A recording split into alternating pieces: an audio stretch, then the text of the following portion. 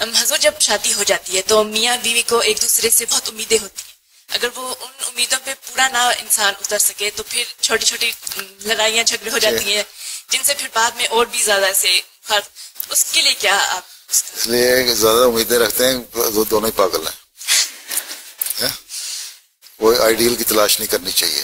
ٹھیک ہے, جو حقیقت ہے دنیا کی زندگی کی اس کو سمجھنا چاہیے. کوئی انسان پرفیکٹ نہیں ہوتا.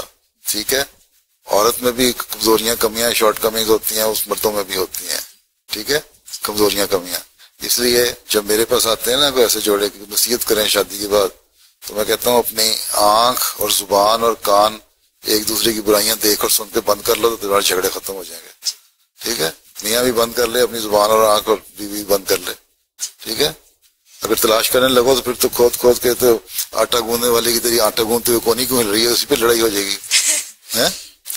ٹھیک ہے نا. ایک چھوٹا سا اور سوال حضور, آپ بیگم صاحبہ کو کون سے موقع پہ کوئی تحفہ پیش کرتے ہیں؟ جب مجھے موقع پہ تو کوئی نہیں, عیدوں پہ دے دیتا ہوں. اچھا, بس.